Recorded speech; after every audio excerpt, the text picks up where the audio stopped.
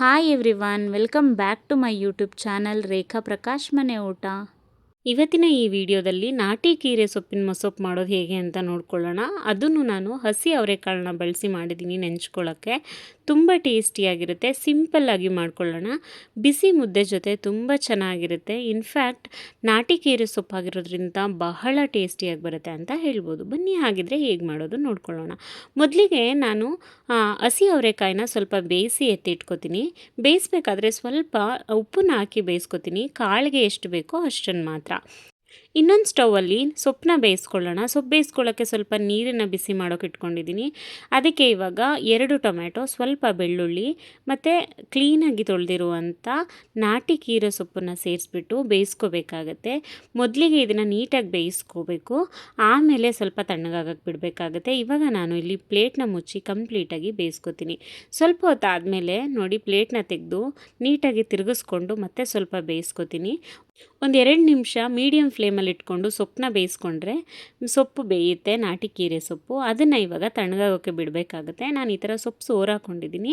ಕಾಳು ಬೇಯಿಸ್ಕೊಂಡಿದ್ನಲ್ವ, ಅದ್ರ ಜೊತೆಗೇ ನಾನು ಸೊಪ್ಪು ಸೋರಾಕಿರೋ ನೀರನ್ನು ಸೇರಿಸ್ಕೊಂಡಿದ್ದೀನಿ. ಯಾಕಂದರೆ ಸೊಪ್ಪೆಲ್ಲ ಬೆಂದಿರುತ್ತೆ ಅಲ್ವಾ, ನೀರು ವೇಸ್ಟ್ ಮಾಡೋದು ಬೇಡ ಅಂತ ಹೇಳಿಬಿಟ್ಟು ಮೊಸಪ್ಪಿಗೆ ಸೇರಿಸ್ಕೊಳ್ಳೋಕ್ಕೆ ನಾನು ಬಳಸ್ತೀನಿ. ಇಲ್ಲಿ ನೋಡ್ತಾ ಇದ್ದೀರಾ ಅಲ್ವಾ, ನಾನು ರುಬ್ಕೋತಾ ಇದ್ದೀನಿ. ತಣ್ಣಗಾಗಿರುವಂಥ ಸೊಪ್ಪು, ಆಲ್ರೆಡಿ ಬೇಯಿಸಿಟ್ಕೊಂಡಿರುವಂಥ ಸೊಪ್ಪಿಗೆ ಸ್ವಲ್ಪ ಸಾಂಬಾರು ಪುಡಿ, ಸ್ವಲ್ಪ ತೆಂಗಿನ ತುರಿನ ಹಾಕ್ಬಿಟ್ಟು ತರ್ತರಿಯಾಗಿ ರುಬ್ಕೋಬೇಕಾಗತ್ತೆ ಈ ಥರ. ಇವಾಗ ಇದನ್ನು ಒಗ್ಗರಣೆ ಮಾಡ್ಕೊಳ್ಳೋಣ, ಅಂದರೆ ಮೊಸಪ್ಪನ್ನ ಒಗ್ಗರಣೆ ಮಾಡ್ಕೊಳ್ಳೋಣ.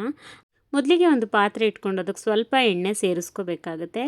ಎಣ್ಣೆ ಬಿಸಿ ಆದ ನಂತರ ಒಂದು ಮೀಡಿಯಮ್ ಸೈಜ್ ಈರುಳ್ಳಿನ ಸಣ್ಣದಾಗಿ ಹೆಚ್ಕೊಂಡು ಈರುಳ್ಳಿ ಮತ್ತು ಕರಿಬೇವಿನ ಸೊಪ್ಪನ್ನ ಹಾಕ್ಕೊಂಡು ಒಗ್ಗರಣೆ ಮಾಡ್ಕೋಬೇಕಾಗತ್ತೆ. ನಾನು ಆಲ್ರೆಡಿ ಮೆನ್ಷನ್ ಮಾಡ್ದಂಗೆ ತುಂಬ ಸಿಂಪಲ್ಲಾಗಿ ಮಾಡ್ತಾಯಿದ್ದೀನಿ. ನಾಟಿ ಕೀರೆ ಸೊಪ್ಪಾಗಿರೋದ್ರಿಂದ ನೀವೆಷ್ಟೇ ಸಿಂಪಲ್ಲಾಗಿ ಮಾಡಿದ್ರು ಅಫ್ಕೋರ್ಸ್ ಚೆನ್ನಾಗಾಗುತ್ತೆ. ಅದರಲ್ಲಿ ಏನೂ ಡೌಟ್ ಇಲ್ಲ, ಟೇಸ್ಟ್ ವೈಸ್ ಅಂತೂ ಸೂಪರಾಗುತ್ತೆ. ಇಲ್ಲಿ ಒಗ್ಗರಣೆಯಲ್ಲಿ ಈರುಳ್ಳಿ ಚೆನ್ನಾಗಿ ಬೆಂದಾದಮೇಲೆ ರುಬ್ಕೊಂಡಿರೋ ಅಂಥ ಸೊಪ್ಪಿನ ಮಿಶ್ರಣನ ಸೇರಿಸ್ಕೋಬೇಕಾಗತ್ತೆ. ಸೇರಿಸ್ಕೊಂಡು ಸ್ವಲ್ಪ ಮಿಕ್ಸ್ ಮಾಡ್ಕೊಳ್ಳಿ. ಮಿಕ್ಸ್ ಮಾಡ್ಕೊಳ್ಬೇಕಾದ್ರೆ ಜಾರಿಗೆ ಸ್ವಲ್ಪ ನೀರನ್ನು ಸೇರಿಸ್ಬಿಟ್ಟು ಹಾಕ್ಕೊಳ್ಳಿ. ಯಾಕಂದರೆ ಸೊಪ್ಪಿನ ಮಿಶ್ರಣ ಅದರಲ್ಲಿ ವೇಸ್ಟ್ ಆಗಬಾರ್ದು ಅಲ್ವಾ, ಅದಕ್ಕೋಸ್ಕರ. ಸೊ ಅದಾದಮೇಲೆ ಜಾಸ್ತಿ ನೀರನ್ನು ಸೇರಿಸ್ಕೊಳ್ಳೋಕೆ ಹೋಗಬೇಡಿ. ಯಾಕಂದರೆ ನಾವು ಆಲ್ರೆಡಿ ಕಾಳು ಬೇಯಿಸಿರೋ ನೀರಿದೆ, ಜೊತೆಗೆ ಸೊಪ್ಪು ಬೇಯಿಸಿರೋ ನೀರೂ ಇದೆ. ಅದೇ ನೀರನ್ನು ನೀವು ಸೇರಿಸ್ಕೋಬೋದು ಮೊಸಪ್ಪು ಕನ್ಸಿಸ್ಟೆನ್ಸಿ ಕರೆಕ್ಟಾಗಿ ಬರೋಕ್ಕೋಸ್ಕರ. ಇವಾಗ ನೋಡಿ, ನಾನು ಬೇಯಿಸಿಟ್ಕೊಂಡಿರೋಂಥ ಹಸಿ ಅವರೆಕಾಳನ್ನ ಮತ್ತು ಅದು ಬೇಯಿಸಿರೋ ನೀರನ್ನು ಸೇರಿಸಿ ಪ್ರಾಪರಾಗಿ ಮಿಕ್ಸ್ ಕೊಟ್ಬಿಟ್ಟು ರುಚಿಗೆ ತಕ್ಕಷ್ಟು ಉಪ್ಪನ್ನು ಹಾಕ್ಬಿಟ್ಟು ಚೆನ್ನಾಗಿ ಬೇಯಿಸ್ಕೋಬೇಕಾಗತ್ತೆ. ನಾವು ಆಲ್ರೆಡಿ ಕಾಳು ಬೇಯೋಕ್ಕೂ ಸ್ವಲ್ಪ ಉಪ್ಪನ್ನು ಹಾಕಿರ್ತೀವಿ, ಸೊ ನೋಡ್ಕೊಂಡು ಹಾಕ್ಕೋಬೇಕಾಗತ್ತೆ. ಒಂದೇ ಸಲ ಜಾಸ್ತಿ ಹಾಕ್ಕೋಬೇಡಿ. ಇವಾಗ ಚೆನ್ನಾಗಿ ಕುದಿಸ್ಕೋಬೇಕು. ನಾಟಿ ಕೀರೆ ಸೊಪ್ಪಾಗಿರೋದ್ರಿಂದ ಇದು ಕುದಿಬೇಕಾದ್ರೇ ಒಂದು ಒಳ್ಳೆ ಫ್ಲೇವರ್ ಬರ್ತಾ ಇರುತ್ತೆ. ಎಷ್ಟು ಚೆನ್ನಾಗಿರುತ್ತೆ ಗೊತ್ತಾ. ನಾನಿಲ್ಲಿ ಸ್ಪೈಸಿಗೆ ಸಾಂಬಾರು ಪುಡಿನ ಬಳಸಿದ್ದೀನಿ. ನೀವು ಬೇಕಾದರೆ ಹಸಿ ಮೆಣಸಿನ್ಕಾಯಿನೂ ಬಳಸ್ಬೋದು. ನಾವು ಎಲ್ಲ ಥರದ ಸೊಪ್ಪಲ್ಲೂ ಮೊಸಪ್ಪನ್ನ ಮಾಡ್ಬೋದು, ಆದರೆ ನಾಟಿ ಕೀರೆ ಸೊಪ್ಪಲ್ಲಿ ಮಾಡೋ ಟೇಸ್ಟೇ ಬೇರೆ ಅಂತ ಹೇಳ್ತೀನಿ. ಬಟ್ ಏನಪ್ಪ ಅಂದರೆ ಇದರಲ್ಲಿ ಉಪ್ಸಾರೂ ತುಂಬ ಚೆನ್ನಾಗಾಗುತ್ತೆ ನಾಟಿ ಕೀರೆ ಸೊಪ್ಪಲ್ಲಿ. ಬಟ್ ಯಾವಾಗಲೂ ಉಪ್ಸಾರನೇ ಮಾಡ್ಕೊಳಕ್ಕಾಗಲ್ಲ ಅಲ್ವಾ, ಮೊಸಪ್ಪನ್ನು ಮಾಡ್ಕೋಬೋದು. ಸೊ ಹಾಗಾಗಿ ಇವತ್ತು ಮೊಸಪ್ಪನ್ನ ತೋರಿಸಿದ್ದೀನಿ, ಅದನ್ನು ಹಸಿ ಅವರೆಕಾಳನ್ನ ಬಳಸಿ. ಸೂಪರ್ ಟೇಸ್ಟಿಯಾಗಿರುತ್ತೆ. ಮುದ್ದೆ ಜೊತೆ ಅಂತೂ ಸಖತ್ತಾಗಿರುತ್ತೆ. ಬಿಸಿ ಬಿಸಿ ಮುದ್ದೆ, ಬಿಸಿ ಬಿಸಿ ಮೊಸಪ್ಪು, ಸ್ವಲ್ಪ ವೈಟ್ ರೈಸು, ಎಷ್ಟು ಚೆನ್ನಾಗಿರುತ್ತೆ ಗೊತ್ತಾ. ಸೊ ಒಂದು ಸಲ ಟ್ರೈ ಮಾಡಿ ನೋಡಿ.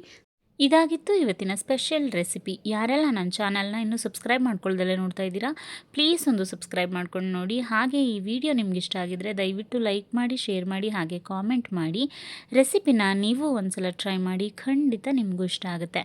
Thank you so much for all the love and support.